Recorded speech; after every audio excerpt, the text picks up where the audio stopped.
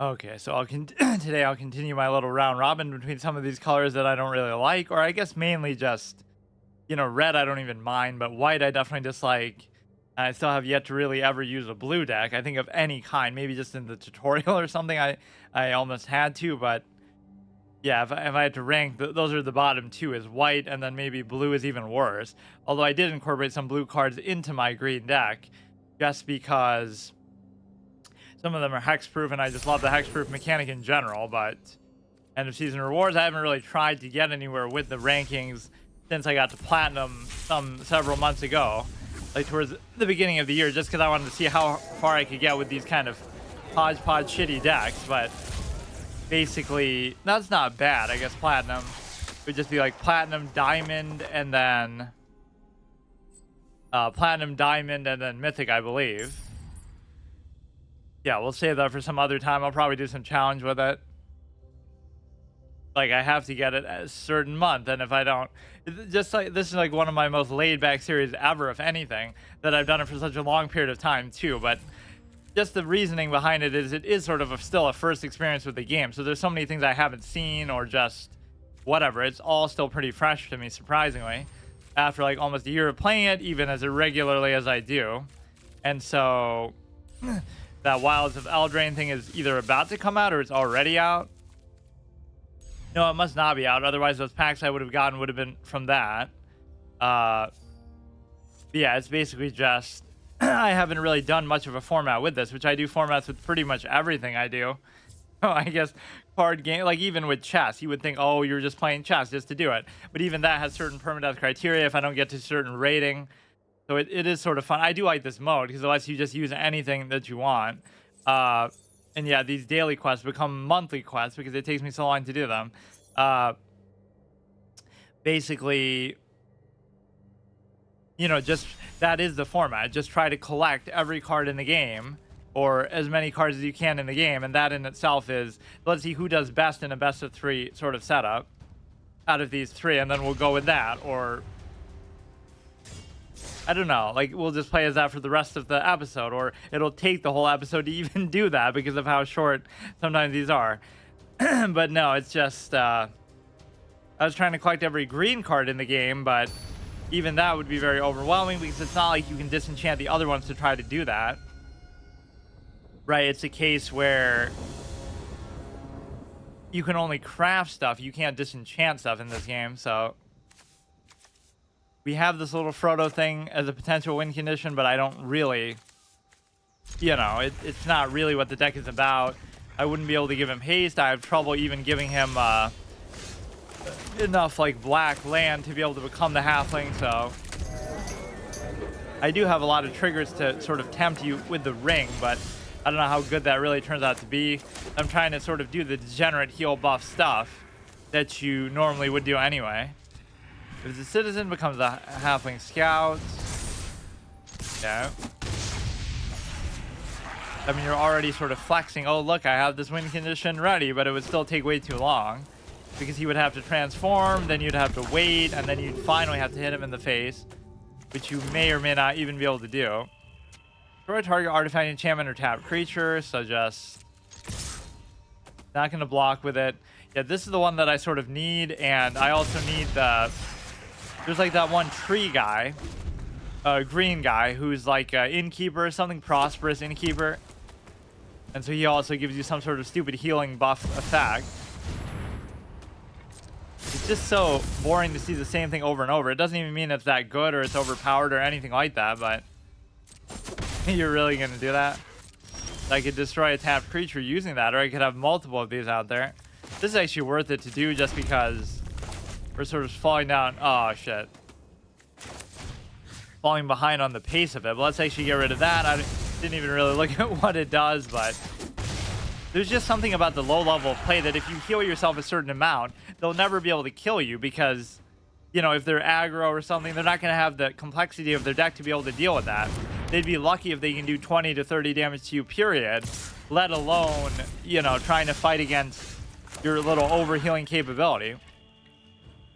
Whenever it attacks, create a 1/1. As additional cost to cast white permanent spells, you may pay 2 life. costs 2 less this way if white, if you reduces the white stuff in play. Like, this is a good card, period. I don't know what cards in here are even mythic. Like, how many white mythic cards I even have. This trick is pretty good. This is pretty good. But see, we need something that still gets buffed whenever you heal, or that heals you whenever you summon something. I have some of those cards in here, but I should actually craft that right now. Let me make the Soul Warden. Well, I have to beat this guy first, but 2+1/+1 counters. Let's put it actually on Frodo, or maybe not. Go to 1/1. Like, this is a very good card. He's not even missing himself. Or we can just do that. Yeah, it would be very hard to imagine you doing anything now, but there are a lot of, like, Golden Castle Stromberg vibes. Most busted card in Yu-Gi-Oh! History that wasn't even really a legal card. And then it was so busted that he made it even stronger. like, it's not good enough for you to have what was considered the strongest card in the game. He hacks into it and makes it even better in the show. And then he still loses. Although I guess that's only fair, because the biggest cheater in the Yu-Gi-Oh! Universe is the Pharaoh himself. I guess I don't really even have to do that. This makes our deck actually look good. Next creatures, if 2 or more of them are attacking, draw a card. I don't really care about that. You're pretty much just about to die. I could have done that too, I guess, with the whole mana reduction thing. It's all part of their plan, though. Watch them make some crazy comeback still. You just have nothing out there. Are you going to give me my own bad karma by using an AoE, of which white has some of the best ones, or the only ones that we at least see, typically?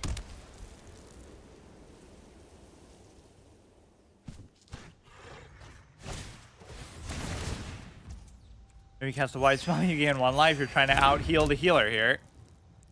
Should just be out of shit here. Enters the battlefield, know your life total, beginning of upkeep, draw, blah, blah, blah. Whenever you cast a white spell, you gain 1 life. Like, they really are overdoing that aspect. You actually have to play on the board a little bit. Even when I play as some stupid mechanic like this, I still play with a sense of honor. That I'm just trying to still beat you on the board. Which I'm not saying everybody always has to play like that, but I just hate some of the... This game definitely allows you to play out of the hand and stuff like that even more than you would expect. 250 card deck and all, which is a very cool thing that they have the flexibility between 60 and 250. Definitely need at least a couple land, which I'm not going to get multiple times over, so you can just lose in the mulligan, because my decks are such that, you know, the land is paramount and sometimes they just can't do anything with it. Have to get rid of 3 things, unfortunately. It's totally worth it. What a great start. So it's already 1-1. We have to go to the final showdown one. Sometimes it can go really well with what you get here, but you get it like in a perfect sequence. You're just not going to have enough land to do anything either. That's the problem.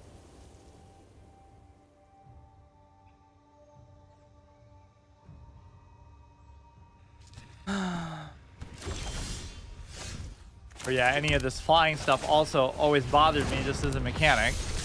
And do that just to troll. Like any sort of flying minions would always counter me. Like, it's just because my decks were so specific in their intent. You can bring something like back from the graveyard. Like, our board is still pretty good. That's good. So I don't think we've gotten to the point where we've really had the win condition available. Or sometimes the ring has tempted us like 4 times, but this is one of those cards also. The Soul Warden is one that I do want to make, or I probably already have it, but you would think I would have it in here then. And they're just not doing anything for so long that I don't know what to make of it. Dawn of a New Age. Beginning of your stab, remove a hope counter. Don't really know what that is. +2/+0, just do this. Yeah, like, how about you play on the board at least a little bit? That 0 is such a troll to do, which I probably shouldn't even bother doing. That you can't even do, or can you? It's easy to confuse legendary and mythic. Like, you can't play 2 legendary things at the same time, but you can play as many mythics as you want. is not really about the rarity. There's legendaries of every rarity, or various at least. What a weird thing, though. Okay, so white did pretty well. It's almost like I should just keep playing as white until it loses, but I've sort of been giving them all a chance, and then I decide from the rest. Or that, again, just takes the whole time to even do. So let's do... That was one of the most dominating best of threes we've ever done. The 2 more packs when we get a mythic wildcard. It almost makes me want to do it right now. In fact, because of the end of season stuff, we already have 10k. So next time we're definitely setting up to do a draft. Whatever, we'll get a mythic card pretty soon. I don't even know what I want to make next. Last thing I made was the Carnage Tyrant, which I don't think I've even had the chance to play yet for whatever reason. I don't know why I can't find these very easily, like what the ones that we've seen so many times that heal you are. I won't even put it in there right now, but just so we have it. Whenever... I don't know how exactly to phrase it. Healing is way too broad. Like, how can that be all that we see here? No, it'll have to just be in the name, right? It won't be in the description. Or it'll just say, like, whenever you gain life. Whatever, that's fine for now. So white did very well, 2-0. It's going to be tough to beat that, but if we get a tie break, then it becomes very, like, this one will also go 2-0. Or, like, we could lose with both, go 0-2.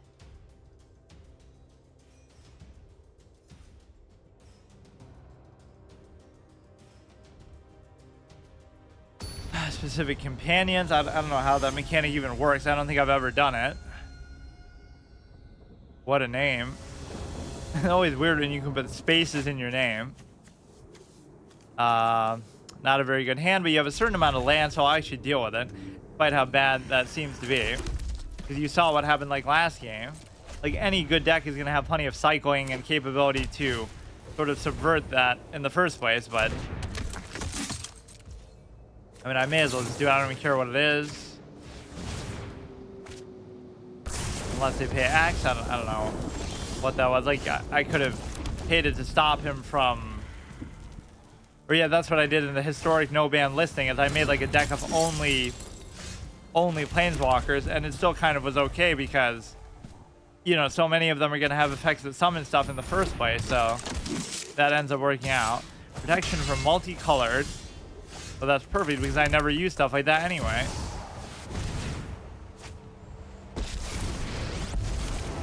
We have to take advantage of this in such a way that... Heal 3 to target creature. I'm actually a big fan of the Shivan Dragons. Even if I just do that a couple turns, just to hope that we get one more land, then it actually becomes pretty good value. What a surprise. We see that card again, but at least that last person sort of got Clown. So I'll still be able to get one more, even. Have no respect for dragons. Or I don't really respect them either, because they're shitty value most of the time, of at least the majority of the ones I have. You could say, oh, they're just bad cards, but I have plenty of bad cards for every color, and they're usually not this bad value. Whenever a creature or planeswalker attacks, dragon deals damage to them. Until the end of the turn, it becomes a 4/4.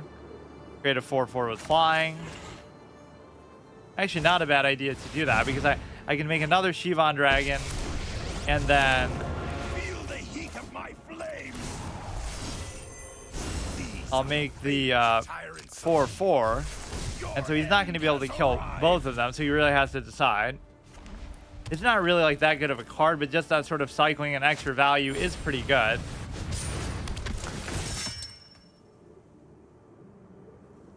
And then I got so mad that I crafted the wrong guy.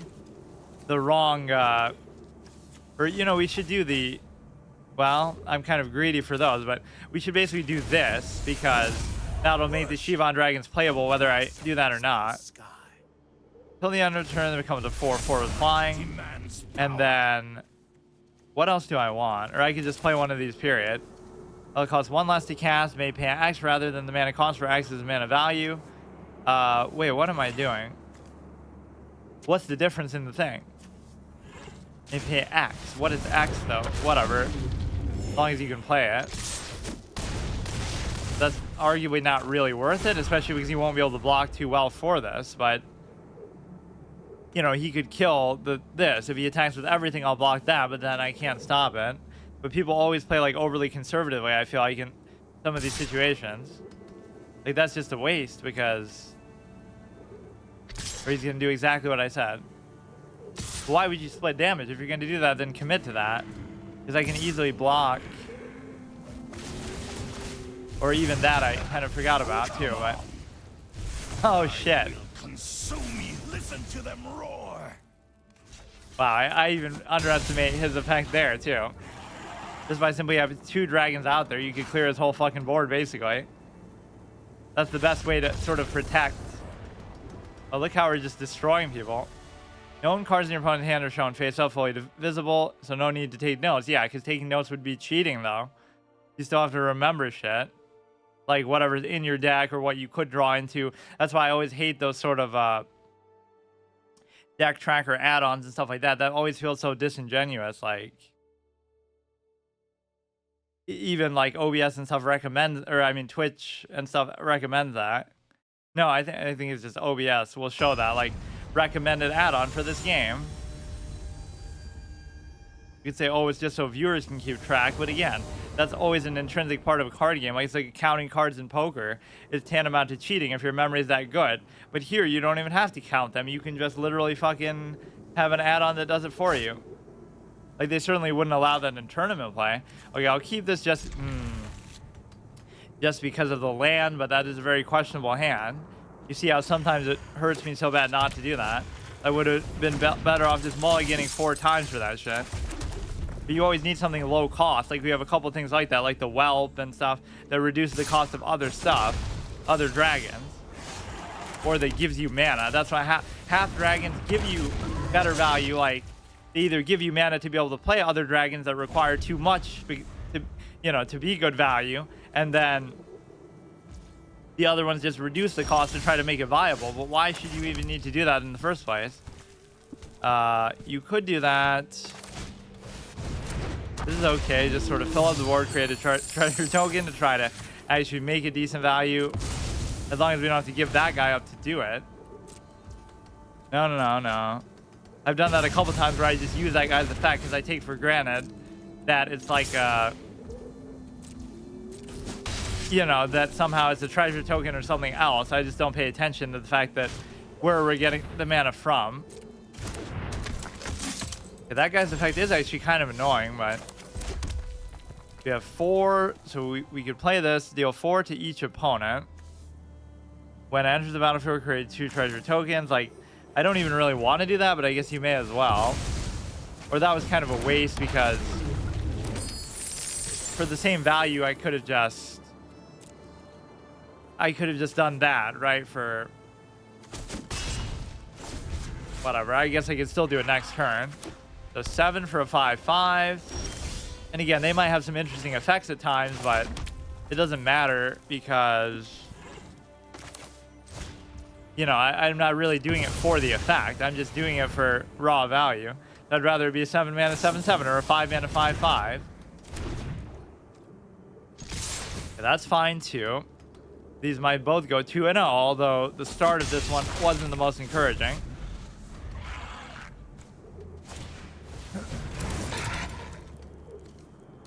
Lion Sash, okay. Yeah, see, like, that's what you want to get at the beginning. I can't do anything else. These still aren't really very good value, but just the fact that they're flying means we might be able to get some of this through. Like these decks are sometimes so contrived and slow-paced of what they're using. It's not even that, oh, they're just bad and they're new players. Sometimes it feels like they're building it in such a way that's too convoluted. I just always go for the simple mid-range board control stuff that can be pretty good. We already got to 10k a lot sooner than I thought. We can do like our first Wilds of Eldraine draft because that'll be out by then, I assume. I like how little I even pay attention to like expansions and stuff coming out. Like even in Hearthstone, I just play it so casually, like once a week now, that it, you know, I could care less. Whatever comes out, and I might mess around with it a little bit, but I'm still just always trying to use my old school, whatever, random fun stuff. Or like, would we be able to get the final orb before this? Reward 1 orb out of 1,000. click to view reward track. So if I get this orb, then that would mean that we can finally get this, which is something that I tend to never really get those. We're very close to getting the mythic wildcard too,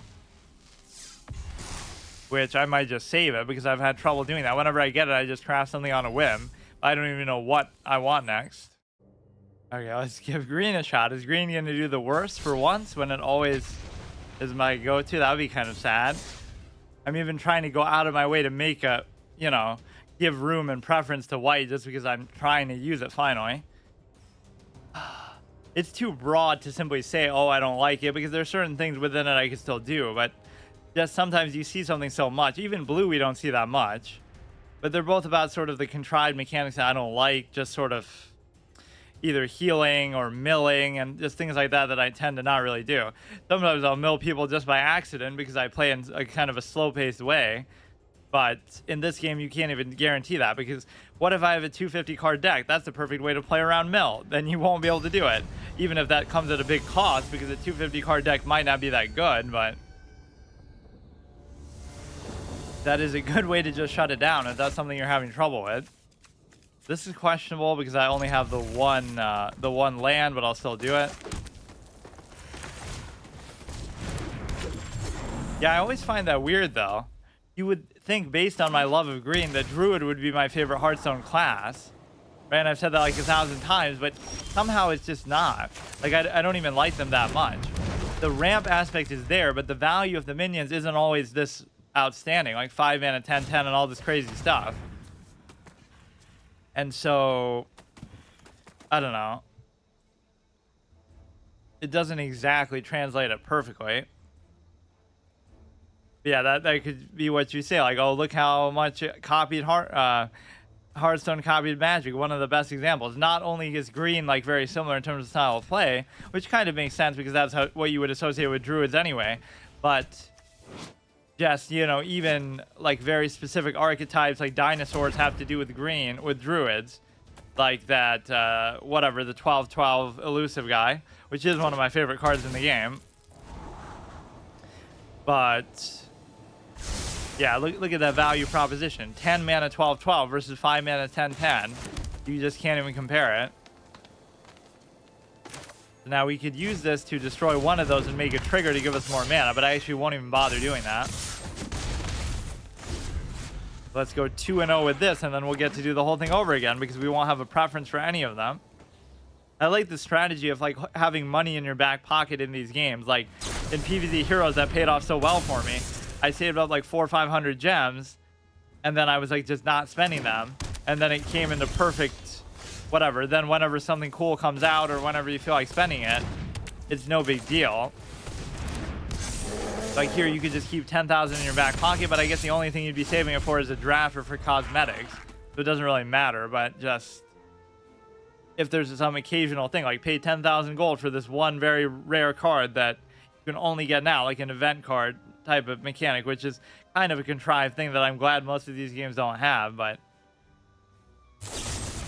you know, like cards you can only get in certain ways. I'll just end up milling myself. This card I wasn't really convinced of the value of, but it is good. It's just not really that interesting to me. Or you just assume it'll get removed. Like, it's so poorly statted. 4 mana 2/3.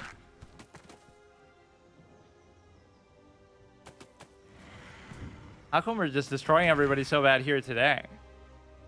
Well, I shouldn't speak too soon, but green is just a foregone conclusion. We don't even have to worry about it.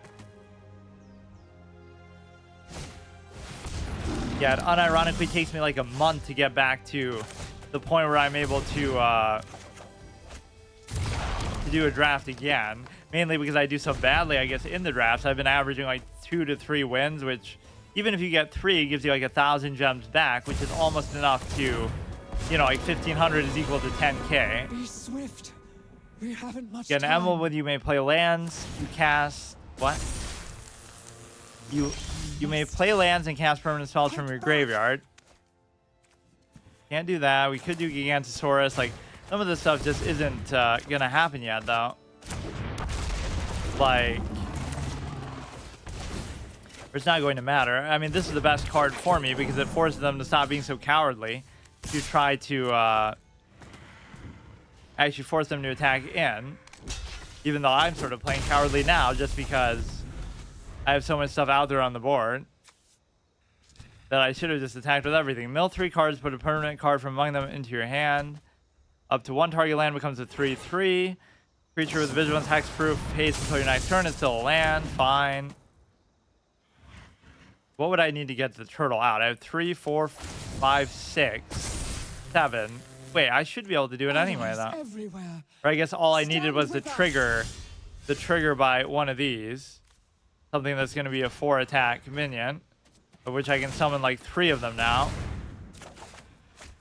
And this card draw is pretty tantalizing for sure. I'm going to end up milling myself out. Look at this shit. But this is obviously overcommitting, and then we're going to walk into an AoE, but I don't really care, I guess.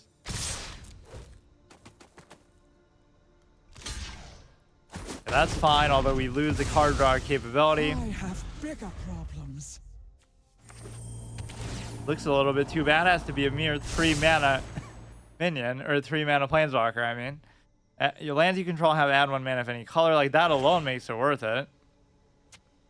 I don't really see why playing lands from the graveyard would be such a big deal, though, because by the time... I guess it's early enough if you get... No, but by the time you get to 7... on the loyalty counter, is it really going to matter that much? You'll already have enough land there, presumably. Nature has not abandoned me. Essence Symbiote. Whenever a creature you control mutates, put a +1/+1 counter. Okay. Wild Shape. We could just have saved our 5 mana 10/10 thing that way. Yeah, this is going to be our ace card. Hexproof, and with that is one of my favorite effects actually in the whole game. Come to think of it. You should just be dead. We even have trample on that. And yeah, it forces you to block at least because you can't. It counters so many of those annoying effects where they'll just have them sit there. And if I don't have removal, as I often don't, this sort of sums up my whole philosophy. It's actually hilarious. I don't need removal. I'll just force you to attack into me and block you with my minions on the board. Or I'll use like Master's Rebuke, which is technically removal, but it's removal that still depends on having minions on the board. So everything about me is just about that effect, or that aspect. Man, I still don't win. Of trying to get rewarded for actually playing on the board, which unfortunately a lot of these decks are not about that, but that's fine. It's just not really my style to play like that. Not that I've never done that either, but yeah, well, fighting for whether we get a chance with green again, though. If I lose this game, even if I win the set of 3, then the other 2 have outperformed it, so it's like my mini little permadeath thing to determine which deck gets the crown for the day, whatever, for whatever that's worth. But then I don't know which one to play with. We'll do a best of 1 then for all the rest of these. You know, that's worth it because of the land, but this isn't the kind of deck, I guess, where I have to worry about it as much. That's not a land, it's a tree. Or like how the water lands are so oxymoronic. There's no such thing. Ah, shit, we already messed up. And speaking of our 1 removal card that I've ever used pretty much in my whole life. Fuck. Gonna be out for blood this time. Nice. I mean, I obviously should have mulliganed, but sometimes you can get fucked over too. Just the whole idea of these mana generating minions is so good because you never are short of... Okay. You're never going to be short of land then. Okay, this will still be fine. 4. We'll have 5. We'll have 6. So it'll still be fine. It's just we let him get off to too comfortable of a start. Migratory Greathorn. Whenever it mutates, search your library for a basic land card, put it on the battlefield tab, then shuffle. Flying Menace. Okay, 4, 5, 3, 2. Not a big deal. We should be able to summon something big here, and then... Yeah, where's the Carnage Tyrant, actually, come to think of it? I won't be able to actually block, is unfortunately the thing. So we still have to survive a little bit longer. Or if it becomes a werewolf, then we could do the rebuke on there. On the 4/5. I can block the 3/2. Sacrifice a creature they control with what? With the highest mana value among the creatures of Planeswalker they control. Fine. Damn it. The green might have actually failed me this time. Or we could still block it. Or no, I can't block it.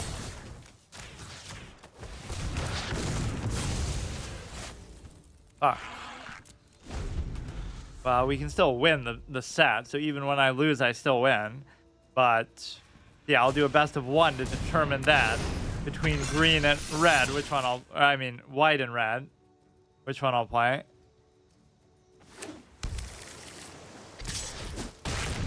Fuck. Yeah, that I kind of is doomed at the mulligan, which can happen the other way too. If you try to mulligan too hard, then you do it 3 or 4 times. Definitely one of the most punishing mulligans in any card game ever. A lot of the time they just let you do it once. I mean, it's forgiving in a way too, that otherwise you do it so many times. But if you, that was like my first mulligan ever, beginner's trap. I can just keep doing it as many times as I want. But then I had to discard my whole fucking hand when that happened. Okay, you got a little bit of land, that's fine. Get rid of maybe these two. Gotta get off to a little bit of a quick start. Hope we get something else we can actually summon. Got over 100 card deck. Oh, look at this shit. No shortage of mana, but now we might have shortage of minions. Fuck. Now we'll have too much of it. That's okay. We do have a couple big things in there that come about at any time. Yeah, there is sort of a principle in any card game that the fewest cards you put in your deck, the best it's going to be, if indeed you have that option. This is basically a case where, you know, if you have an option between 60 and 250, nobody's going to do 250 or even over 70 or 80 because you're just going to get to your combos and one-turn kills and all this kind of stuff as quickly as possible, or just whatever, your best cards. I don't see what the benefit is unless you're really trying to mill them out or do something crazy, but that gives them an extra land, but my hand is completely burnt out. There's a chance I might actually lose this one. That means I should have to delete all my cards, but I can't even do that, even if I wanted to. Yeah, how would I do a challenge like that? I guess I just have to delete my account. If I said like, oh, if I can't get to Mythic this month or whatever my challenge might be, then I have to delete, I have to like disenchant all my cards, but you can't do that here, so.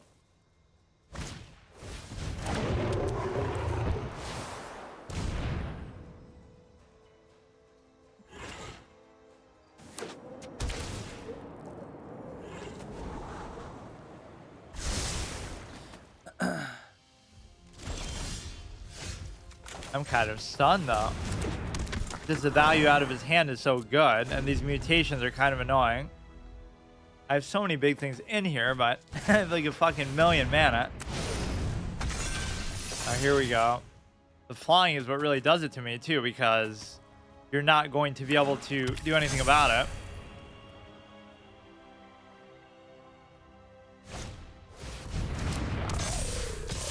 At least the other one doesn't have flying, but he could still wail on me with it. Rebuke is great, but just give me something I can actually use to do it. Like the Gigantosaurus or anything, because I have so much mana. I don't really want that turtle now, though. That forces him to attack. That wouldn't really help me. And he wouldn't be strong enough to still hit into there. How does this happen? What an amazing comeback. I mean, I already lost, too, in the sense of, you know, I won't be able to play this again anyway, but it just really doesn't want me to have the Carnage Tyrant. That's another one I could get that could rebuke pretty well. I'll have to make another one just to increase our chances of getting it. So what is it? For 10, you gain 7 life, draw 7 cards, and put 7 permanent cards from your hand onto the battlefield.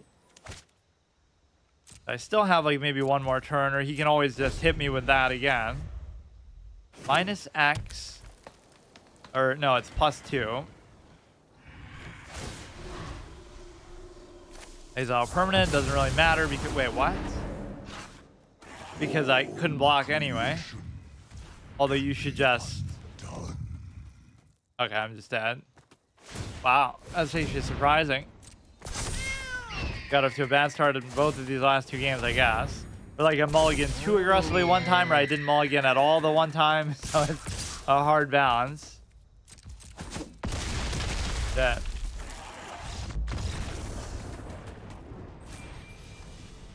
How did I get so much gold at the beginning? Because I was still a few thousand short of 10k. I thought it would take the whole time to even get to 10k, so now I'll at least have a little bonus for whatever daily quests and stuff we get next week. So the real goal would be to try to get to rank 25 here. How do you know how like far along in the level you are? Experience can be gained. Yeah, like where does it say that? How much experience is the difference? This would be my last chance to get it, so that's the whole goal. Just get the little Frodo avatar thing. It would show me probably here. 250, but that doesn't still, whatever. Let's do best of 1 now with the best of 1 with white and red and decide which is sort of the champion here. These both went a spectacular 2-0. You get a new daily quest every 24 hours. You can have 3 of them. So yeah, we miss like 4 of them because of just how infrequently I play.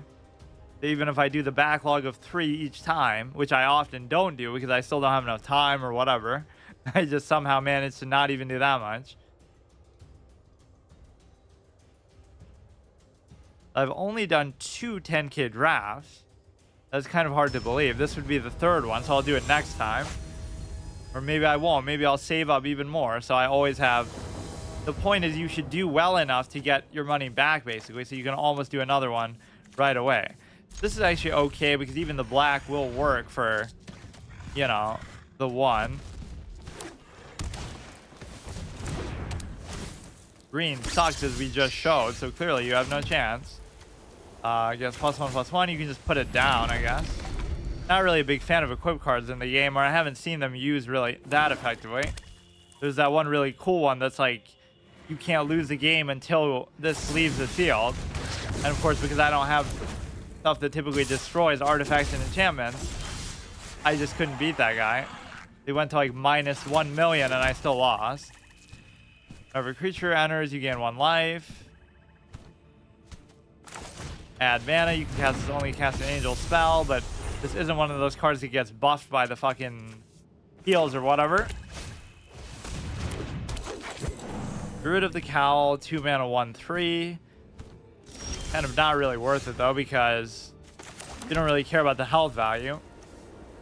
When it dies, put its counters on something else, destroy an artifact. Whenever it enters the battlefield, create a 1/1 token. When a non-token creature you control dies, you may pay 1.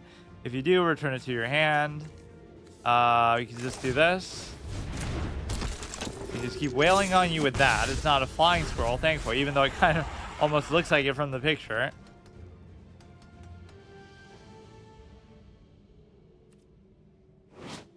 Oh, you got this guy's clown face on the on your card back. He should just be your avatar instead.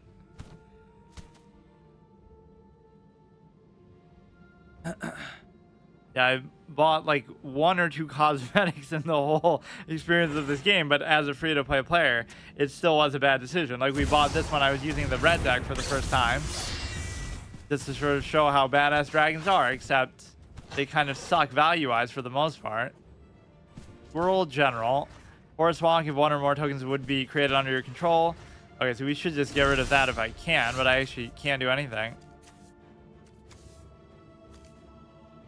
Or tapped creature. All we would need now is something that actually gets buffed.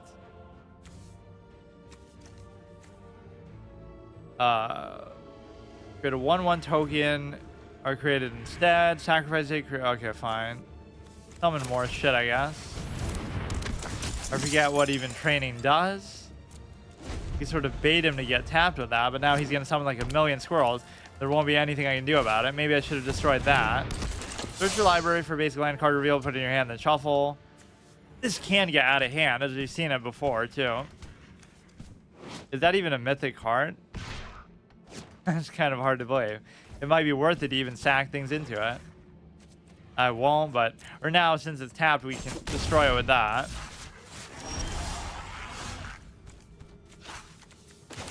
That'd be worth it.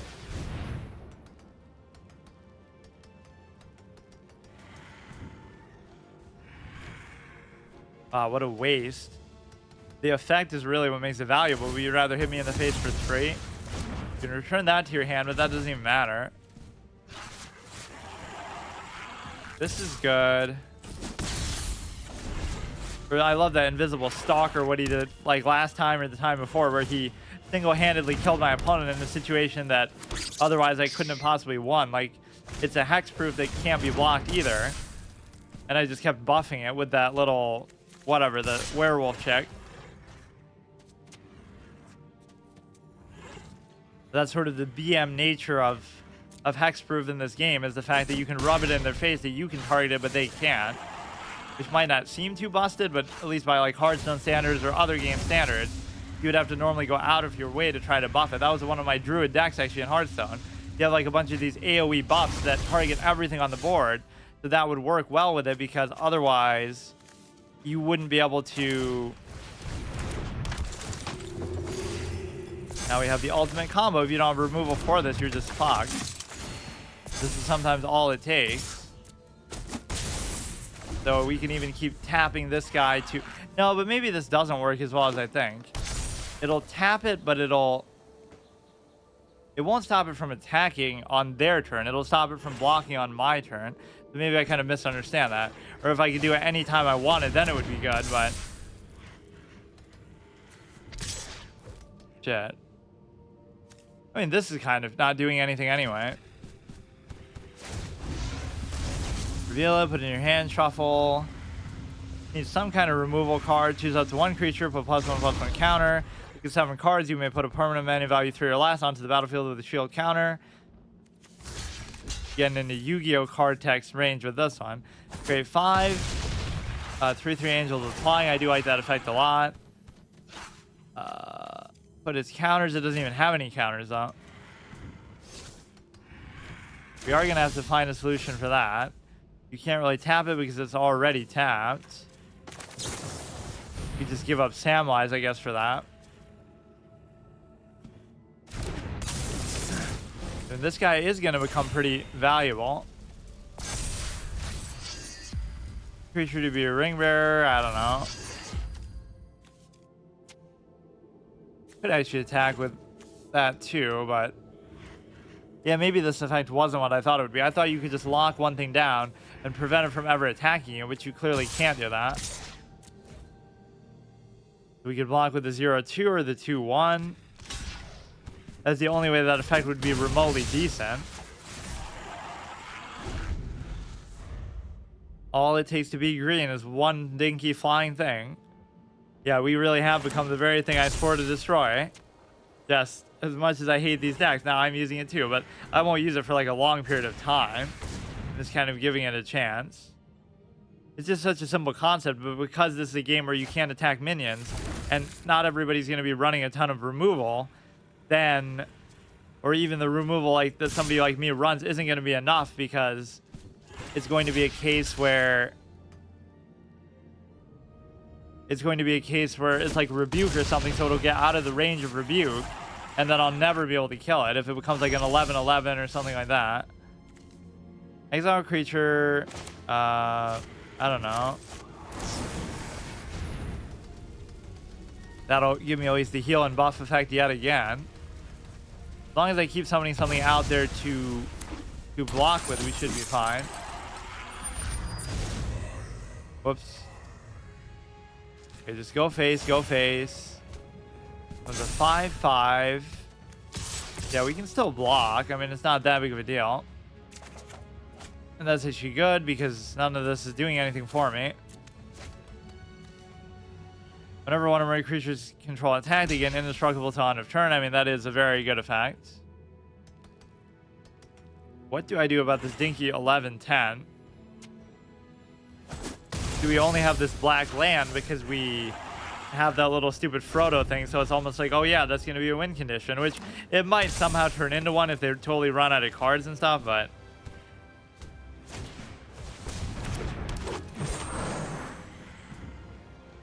Or they'll waste all the removal on my big stuff, and then they won't be able to do that.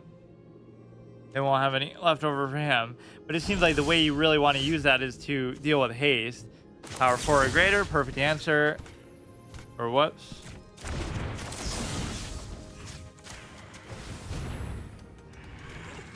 They put way too much into that, I guess. Are they going to counter me with that one thing I always use? Turn it into a 1-3 with hexproof? No. They always do that, like, oh, you triggered my trap, but it has nothing to do with what I'm actually doing. I don't have enough land to actually do anything here. Or this you don't even need to do. So yeah, now you just won't be able to stop the buffing. I do actually need more land, so let's do that. You can only use that to cast an angel spell. That's why, obviously, we still can't do anything. The old wizard's experiments destroyed this castle centuries ago. So why does some of the rubble look recent?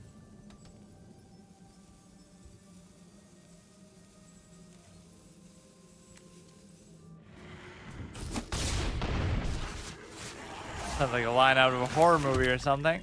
Because some of his creations are still there, wandering about. That would be such a good project. Just make some sort of full-fledged AAA game out of this, whether it be MMO, whether it be single-player RPG, anything.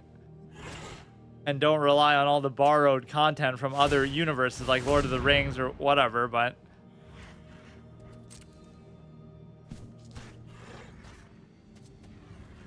It looks like white's about to trample green, but for once, we reverse the roles. It's not me getting destroyed by white with green.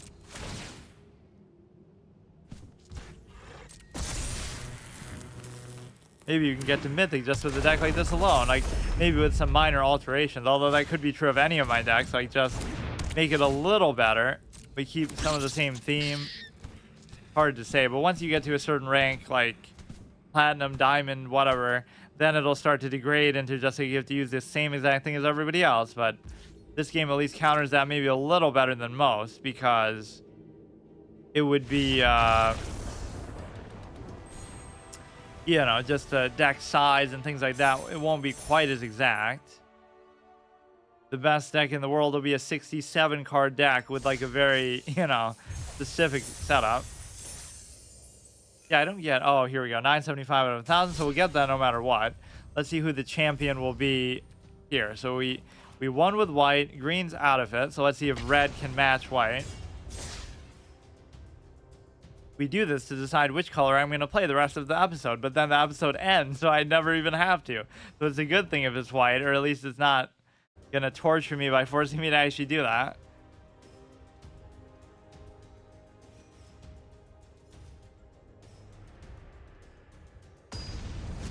Mythic orange.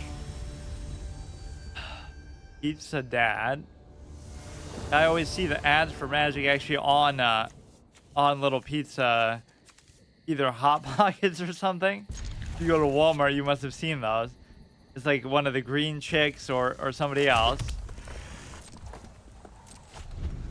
It's like an ad for Magic Arena.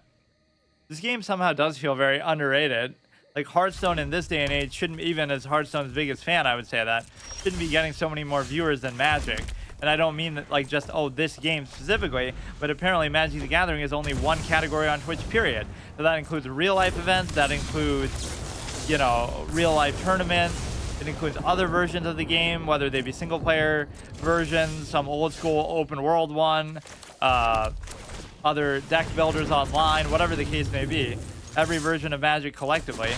This guy having haste is really not necessary. So now the dragons will be at least remotely viable value, maybe. Maybe they'll just do that. Should just don't let him do anything. Okay, one last to cast. Still too much. So you have to combine two cards that reduce the cost of the dragons to actually make dragons viable. Now we have a 2-mana 4/2, which is, you know, a 2-mana 3/3. Like, wow, what great, crazy value. Okay, at least that effect already did its job, basically. Fuck. Well, now we still can't do them. How incredible. Players can't gain life, which you would think would be one of my favorite effects. It would counter what we were just dealing with, but... And it's one of those no downside effects because I wouldn't be able to do that anyway, or it's not what I would want to do. Although it doesn't seem like he's really that kind of deck either. I kind of need this thing called the land. And I'm not getting it, so I might just lose on the spot with that. So white might be our grand champion. Let's get the little fucking Frodo thing at least.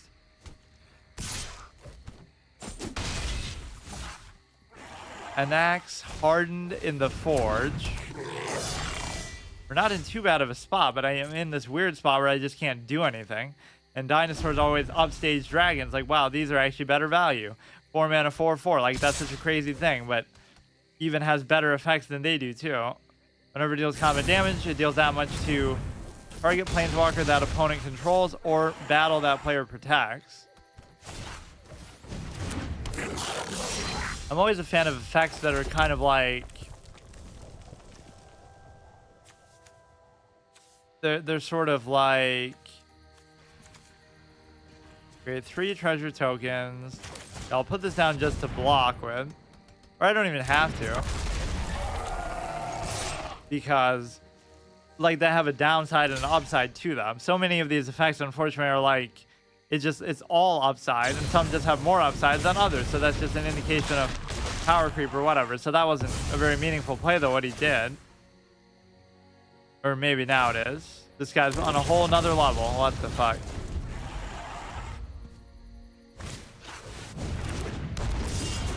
Okay, dude.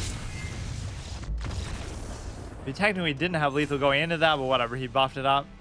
Yeah, white is our grand champion. So let's just end the episode now. But I'll do like one more best of 3 with it, I guess. But, wait. Oh, because we don't win, we don't get anything? How come that historic no ban list has been there for so long, though? Yeah, I've had Carnage Tyrant for a couple weeks, and I haven't been able to play him once. I just haven't gotten him or whatever. We either win or lose before we get the chance. Kind of like Sargeras and Hearthstone. I've had him since the expansion came out last month, but I still haven't played him a single time. Or even like Dark Matter Dragonfruit from PvZ Heroes, where I got 2 copies of him now, but I barely had the chance to play him.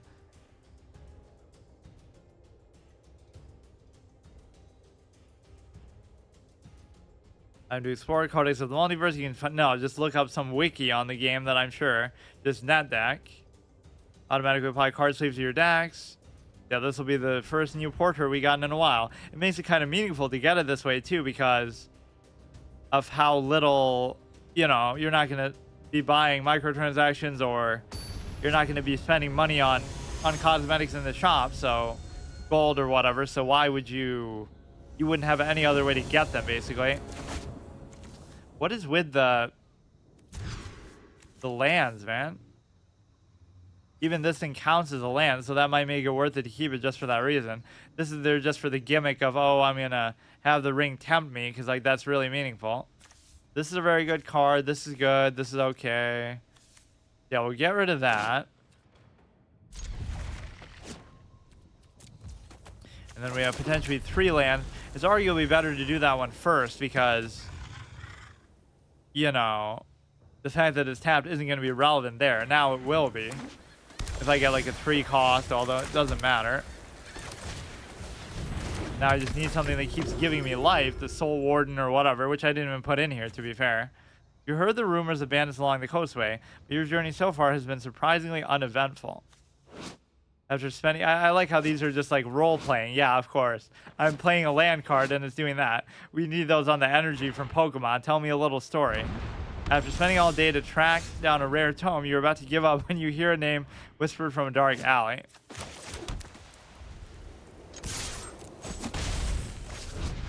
Read all the flavor text to pass the time. How do you see it on here? There is a way to see it, isn't there? Oh, here. Stand strong, we will reclaim the dawn. Does that guy just not have any, or is it just it has to be in your hand? Terra's grace most often manifests as a healing touch, but it may also grant a merciful death. At first rumble, you'd best hold tight and pray to the gods you still hold dear. That's fine. This is fine. I almost don't want to do it now in case they flood the board and something crazy happens, but I probably should do it.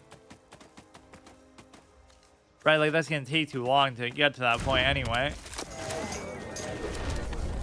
But I still won't be able to necessarily do anything. The 2-3 with lifelink. And it'll eventually work its way up to a 3-3 or halfling row. Or no, it doesn't even say what the static on that is. Might just be the same. Yeah, at that point the stats don't really matter. It's just we can do this. This is not a very good effect. The other one is far better, where it's like whenever you attack with something, it gains indestructible till the end of turn. Oh yeah, now the lifelink is gonna provide a base for the buff. I feel bad for doing it, but we gotta make it happen.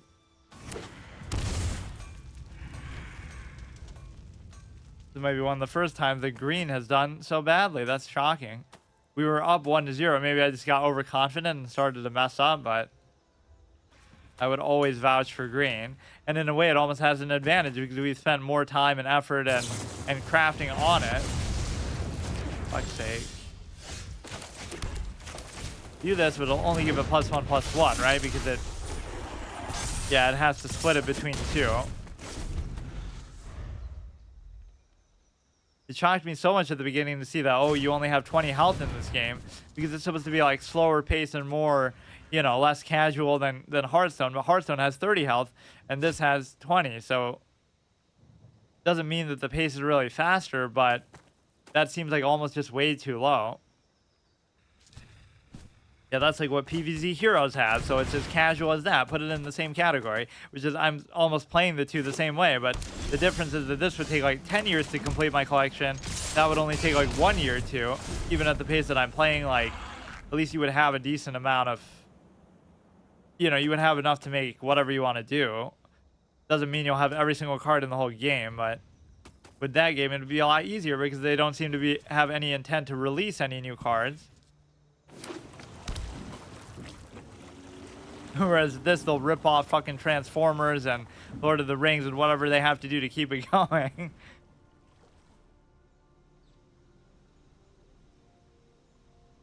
Where's Richard Garfield when you need him? One of those guys whose net worth simply seems too low considering what this franchise has been over time, right? Like he sold it early on and he got his money, sure, but look at what it's become. The same, like, who else did I say that about?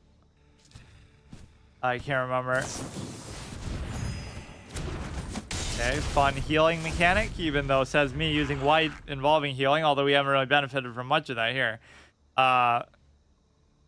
Who else did I say? Like, they sold something and then it became way bigger afterwards. Not to say that could be part of the reason why. Or even like Shigeru Miyamoto's like that. His net worth was only like 7 million some 10, 15 years back. Even though he's responsible for billions of dollars of intellectual property that, you know, wouldn't have existed without him or wouldn't have been what it was without him. But he always had some sort of philosophy he talked about like that. Like, I don't want to be making that much more money than my, than other workers here. I want everybody to feel like on equal footing. Which I doubt all of them are worth 7 million still, but the point is still, he didn't really care about money.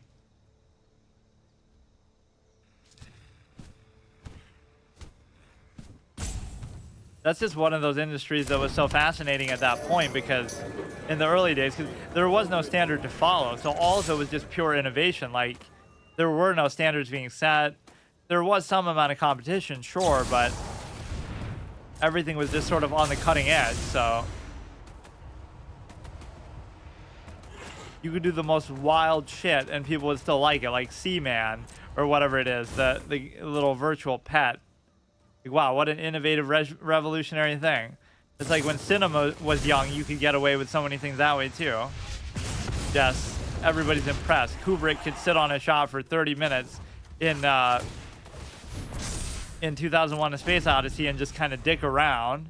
The guy's staring at like a blank vortex. Everybody in the audience is high on drugs. And wow, this is a masterpiece.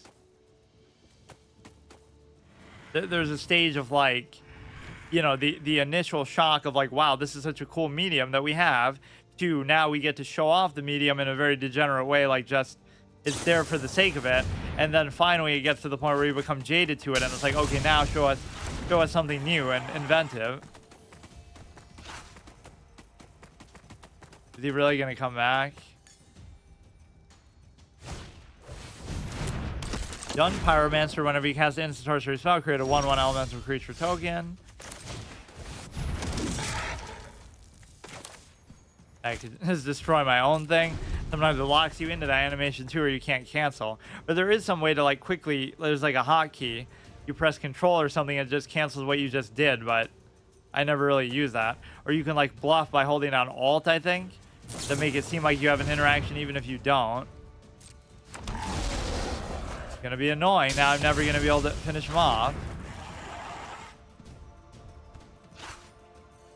Reminds me of that little Pyromancer in Yu-Gi-Oh! That would keep gaining 1,000 health or 1,000 damage every time you would attack with it or something. I can't remember exactly. I love that card.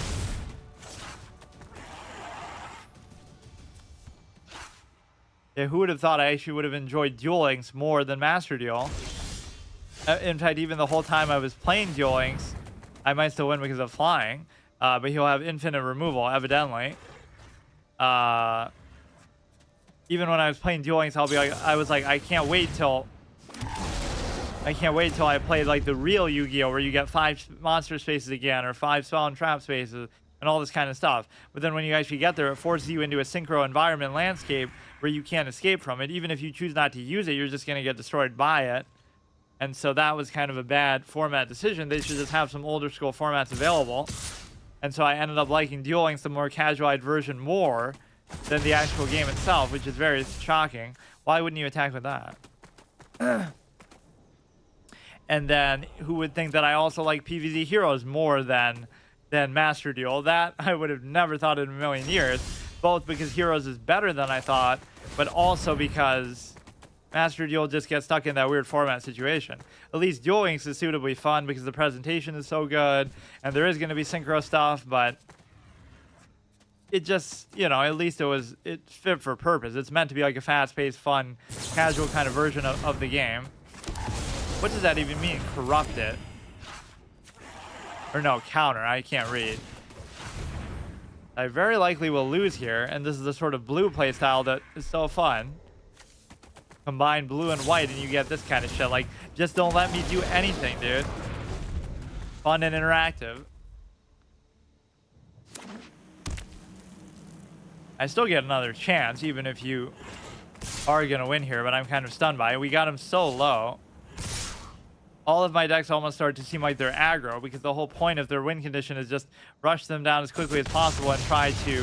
Oh, and kids have like a haste or something, that's why he's doing it. But you would think even then you would block with like a 1/1. Now it'll take too long. You won't let me do it, first of all, but it'll take too long for you to actually kill him even with that. Yeah, if I don't win within the relatively early stage to mid-range by just attacking them down, rushing them down, I'm not going to win. Even if that's not my intention of the deck, with like all these high cost, high statted minions, that's what it devolves into, because you're just never going to be able to get through this. Or we could have that 6 mana card now, but I don't know if I have another one in there.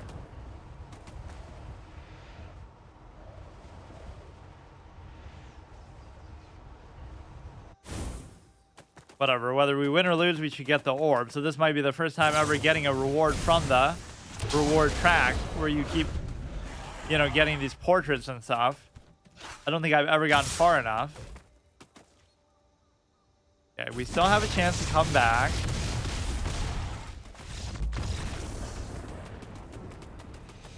Yeah, at some stage, I always wanted to do like in real life tournaments. I should have done one with Hearthstone. I had the chance to, but I just didn't want to. But like, you know, go to a Magic tournament, even if you're not doing so great, or, you know, you're going to be the next world champion, something like that. You're just doing it for fun. Like with chess, once I get to like 2,000 on these sites, I'll just go and try one. It seems pointless now because I'd be so bad. It's like I'm losing to 1200s or something. That's the fucking point. But I'd be shocked to find out that everybody online just cheats, so I'll actually be a 2000 immediately. I'm exactly as good as I thought I was. I don't have enough land there. I do have enough land here. Enchant creature. Not really the greatest hand, but you can't be too picky when you're begging for land. We're not allowed to use that word on Twitch, though. Look. You can't say that Sam White. I'm using a land made by Sam White, so I'm going to put it in the tags. Even if the land itself is black.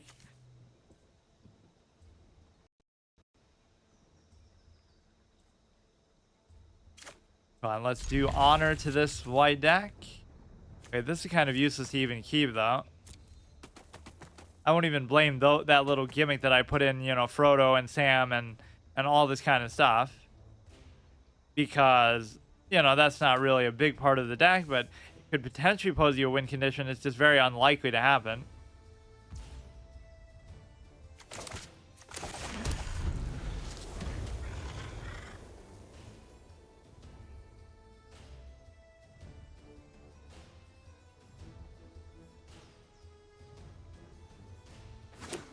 Even when I think I'm using the most annoying thing possible, then they want to outdo me by using blue, where they have like a million spells to counter every single thing I'm doing. Which is kind of something I almost wouldn't mind to do, but I still prefer when it's a minion that's doing it. Like, you know, you'll summon a minion that has hexproof, so you can't do anything to it. Here it's kind of like the opposite, where you won't let me even play anything in the first place. I don't think white has too many hexproof minions, or actually I think most colors don't. Thankfully, green always had a decent amount. Let me guess. That's all you have in your deck is counter spell, so of course you're going to have something. Got to get off to a really good start, which in terms of land, actually, I kind of did here. The whole color cost is kind of deceptive. It's like, oh no, you have to have a whole bunch of white lands to be able to do this or that. Like, you only need one or two in most cases. It could be like a 10 cost minion, but it'll be 9 if it's generic color, any color, and then 1. Or, you know what I mean? Like 4 and 2. It's not that big of a deal most of the time. But yeah, another peculiar element of Magic is the fact that everything auto heals at the end of turns, which clearly benefits. Well, first of all, the fact that you can't attack minions, you can only block with them, means that it benefits effect minions a lot, right? More so than most games. Whatever effects are going to be best are going to be hard to get rid of, because you always have to use removal to do it. But second of all, higher statted minions are always better, because you could trade into a 10-10 with an 11-11, you get down to 1 health, but then you just auto heal. Whereas in a lot of games, you would have to go out of your way to do that. Or that would be your whole style of play as white, let's say, is you're basically trying to heal up all your minions constantly and stuff like that. So that's one thing you get as a priest in Hearthstone that you can never get in Magic. I assume this is how it works in the real life physical card game, but I've sort of kept myself in the dark about that on purpose, so maybe one day we'll look at that. They wouldn't have changed such a core mechanic like that, surely. Although the infinite spaces and stuff like that, I'm not entirely sure about. You're already getting pretty low, and I can flood the board pretty well with this, but you're going to have some kind of bullshit AoE too, I bet. Fully not overcommitting to the board. Counter target creature spell, I guess they just got off to a bad start. If they can't target within the first 5 moves, then we still get off to the races. Now, the only thing you're missing from this is also something that gets buffed whenever you heal, right? So this is such a bullshit. We've seen this like a million goddamn times. It'll be a nice 1-1 match for the Epic Showdown. You just have to get off to a really good start like that, which is often dictated by the lands that I get. Digital only cards have a small arena logo in the space where the holofoil stamp normally is on a printed card. Ah, yes, of course, because I would know exactly where that is, but it's like right, I think where the rarity is basically, right? You can replay the color challenges. Epic bronze matchup for the day. So white outperformed green and red. Like in the first round, white and red both won 2. All right, they went 2-0 in the best of 3. So they had to do like an overtime match in the best of 1. And then white eventually wins that. Green did pretty bad, where it actually lost the best of 3 outright, 2-1. And then in the next set, and best of one, obviously white won and red lost. If fuse timer runs down, we'll have one time where it just keeps drawing the whole time. Then we go 1 and 1, and then we just keep winning with both. Or even if we lose with both, we'd have to consider that, but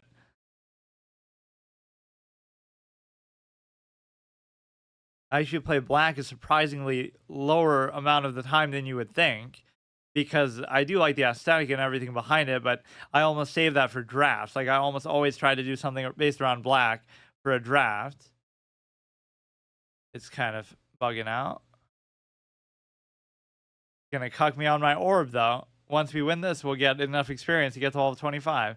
Yeah, I sort of save black, let's say black and blue for drafts, even though I hate blue and I tend not to use it. Then I usually use green and red for constructed, and then white I just kind of wouldn't use at all, but I guess now I'm sort of ingratiating it in there. Not like I would never do anything else in a draft, but just somehow that's been just my theme so far. This is actually okay. If you get this out quickly, it could start to whittle them down. They seem to have trouble dealing with stuff at the beginning with all their stupid removal bullshit that they do. This was one of the sickest things ever, and I got it for just doing the 10K draft, I think. The 30th anniversary of Magic. Was it 30th or 20th? No, it must be 30th.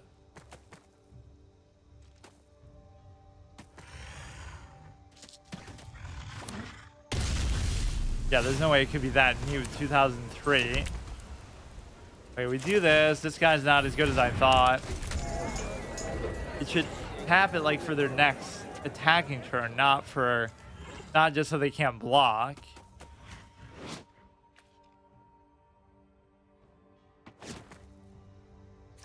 So we'll go here, do that, and then yeah, I wonder how many visuals, like there'll be some land card in real life that has some unique picture that there's only one of in the world, and so that one's worth like $1 million, the way that sometimes it's like that with Pokemon cards and stuff. As stupid as that seems. Some hollow foil super rare edition.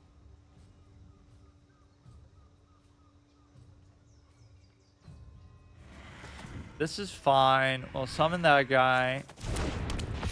I really should just adjust this to get rid of these little gimmick mechanics, but you would think it would suck up a certain amount of removal because you don't want to run the risk of, oh no, he's gonna do an OTK with it. Yeah, see?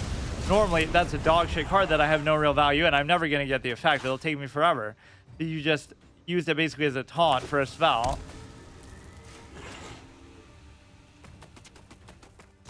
Okay, hurry up. We'll do this, and then I don't even know why I have the trainee in there. Some of these are just whatever white cards I had, I just put in there. So this is an okay start, but we still need something bigger to make this work. Angelic Quartermaster is actually kind of garbage, too. Damn. I mean, why should I be surprised that they're going to have infinite removal? We can heal for a certain amount, but what I can't do is actually get buffed. We're always missing one component. We need, like, the little hollowed priest. You ask and you receive, I guess. Now I just have to summon a bunch of shit, which I might take a while to do, or of course they'll counter this too.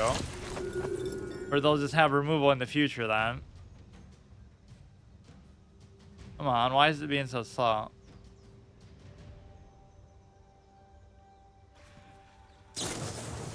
Deal 2 damage. Okay, well that's still fine. Then I can cover up the life aspect some other way. Can't tell if it's them doing it or it's just between the match. Like, even was kind of laggy, so. Be the top 3 cards of your library, put one of them in your hand. I never thought chess would get to the point that it is now, though, where like people are playing digital tournaments. Like, as much as people are freaking out about cheating, like, oh, Hans was cheating in an over-the-board tournament environment where they have body scans and x-rays and all this kind of stuff in a highly vetted and secure arena. But, oh no, we'll do online tournaments, and there's no problem with that. Like, what the fuck? If you were actually worried about that in this day and age, yes, it would be very easy to do that over, you know, over the internet. Sure, you can see their face, but that doesn't mean anything. You could literally be sitting in a fucking tournament with arbiters watching you, and people would still say, oh, he's cheating. with no physical evidence of any kind. So people are just morons.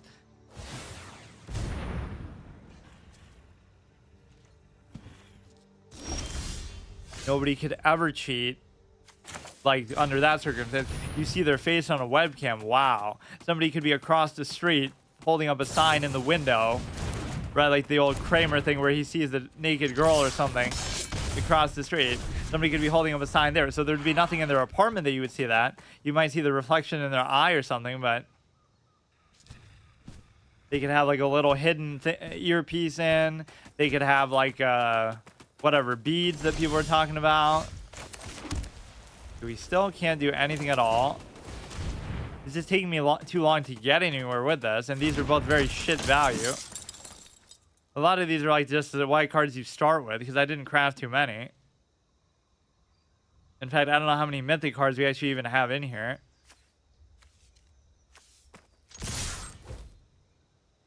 I don't know why I even keep bothering doing that. Enters the battlefield. We're not really getting the healing synergy though that I wanted. But yeah, block the 0/2 just so you get it for free.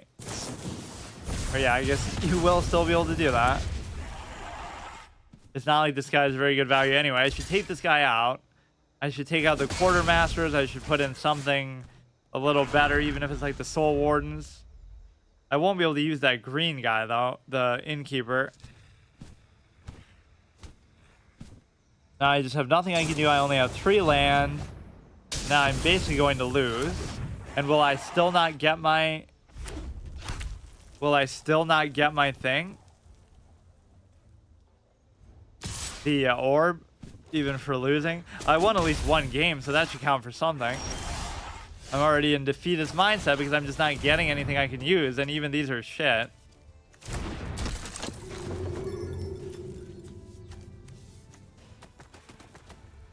Like, it makes every archetype look bad just because I'm using the worst of each kind. Like, oh, the worst dragons, the worst angels. It doesn't mean that they're inherently bad. It's just, these are literally the starter cards. I wonder if these are, like, super old that you would, like, that's an arena-specific card. But, yeah, like, this might be from the original set from 1993 or whatever. Just because it's so shitty.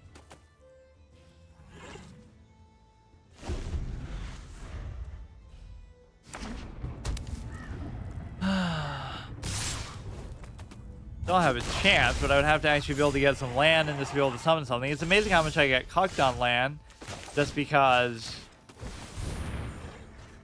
you know, my decks are always just very straight up. Like, there's not much card draw, not much cycling, not much, you know, infinite loop potential and things like that. So what you see is what you get, which is kind of the more fun way to play. Like, you just have to let the lands come to you.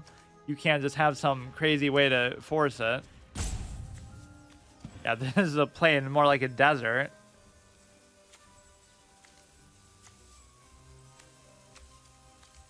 This is a plain after a Super Saiyan battle occurs on it, or like whatever, after Vegeta and Goku have their little scuffle in the first time over. But I guess they're already fighting in kind of a wasteland. I love that sort of implication, like, especially when it gets to some of the higher power levels, like their Super Saiyan God level and shit. And it's like, oh yeah, this little small island or this little rocky terrain can totally withstand the battle of 2 beings stronger than Frieza or stronger than whatever. Like, where 1 missed blast that hits the ground could destroy the whole planet. Like, how would they really explain that? Like, oh, they're holding back. But a lot of the villains have no reason to hold back. I can understand, yeah, Goku would sort of pull his punches and focus his fire only on the enemy, but, you know, like Kid Buu. Kid Buu doesn't give a shit. He'll just shoot, and if he misses you, he'll blow up the whole planet then.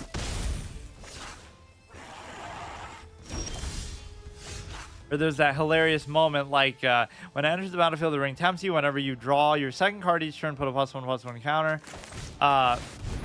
Like where Nappa destroys the city, right? To introduce the Saiyans and, oh, look how strong they are in the original, like, the Scouter Vegeta saga. And then Omega Shenron is like, Omega Shenron destroys the city with one blast. This is in GT. And Super Saiyan 4 Goku is like, wow, he destroyed the city with only one blast. Like, so Nappa could do that at the very beginning. Or, like, even destroying a planet. You see Vegeta with the Scouter destroy a planet with, like, 2 fingers like it's nothing. I guess the only way you could explain that is it must have been a small planet. And it's a lot, you know.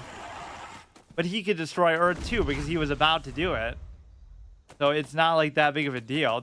They run out of ways to really, you know, show the distinction between the power levels. Like, destroying a planet wasn't a big deal even at the beginning of the series. So what more can you do than that? Cell says some line like, oh, you know, I can destroy the entire solar system with my energy now. Or obviously Boo starts to destroy like solar systems or galaxies or whatever, but that's like power creep and storytelling. You don't know how to keep up with it or how to even explain it. This is the most bullshit thing ever, though. Fun and interactive game. Like, really, even if you... How would you play around this? Even if you had, like, better cards. I guess you would just have more things to play for cheaper. Or by now, you would have enough land to play, like, everything together. There's so often where I just can't do anything. You would think I would almost like this. You just kind of counter everything they do, but... I would still find a way to play on the board by doing that. Please don't make me play again, though. I won the one game, so that should count for the 25 experience. Even though I lose. How did I even manage to win one there? I guess I just did it so quickly. Before they could get all their stupid counter bullshit off. The white did pretty well, all things considered, but there's a lot of improvements we could make to it. We should get exactly what we wanted. Hero's downfall. This is a big moment. This is the first time we've ever gotten to any sort of meaningful threshold on a mastery track, which means we get Frodo and Sam, which I'm not even a big fan of. We get 2 for 1 in one avatar. That's like cheating. There's very few that are actually like that. May as well use it. And of course, the art doesn't entirely do justice to the... If I win one more game, it'll be the highest rank I've ever been. Frodo and Sam are the 2 hobbits from the Shire who selflessly volunteered to destroy the One Ring in the fires of Mount Doom. They were kind of pressured to do it in a way, though. They braved near impossible odds throughout their quest, relying on the strength of friendship to survive. And what was the... Oh, yeah, I always took issue with that in the movies. That the way that the book ends is that the Shire is burned down by Saruman, but in that, he dies on top of the tower. That, whatever, his henchman stabs him in the back. Like, it's one thing if you want to change it a little bit, but that's such a wild fucking change that completely alters the whole meaning and the whole ending of the thing. Makes no sense. Okay, so definitely next time I can do a draft. Why do I have so much mail? Going the pre-release, 828. Yeah, whatever. Next time there'll be Wilds of Eldraine, so maybe we'll do a draft in that. 10k, just to see whatever new cards and stuff there are. Like, what hexproof minions came out, for example, in the last expansion? If we were to just look at that. Is it a mechanic that even gets any love sort of anymore? Rebalance. March of the Machine. Wait. Where is the Lord of the Rings thing? Rebalance, blah, blah, blah. Adventures of Forgotten Realm. Historic Anthology. Where is this expansion that we're playing in right now? Here. Why isn't that here? I don't get it. There's nothing that has hexproof. There's only one thing that mentions it. I'm just curious, like, how much the recent expansions would have dealt with this. March of the Machine, the Aftermath. Nothing. My favorite mechanics always get no love at all. Like, even in Hearthstone, there were practically no elusive minions for, like, the first 10 expansions, whatever, the first 10 years almost. And then you finally fucking get, like, first 8 years, 7 years, you get Galakron, and that has, like, most of them still in the rest of the game. Or even PvZ, like, there's very few that have that untrickable quality. So I always love the effect, but in a way, I guess that makes it kind of novel, though, because not everybody's going to be using it because there's not much really to use with it. Good to see you. Oh, again. fuck you.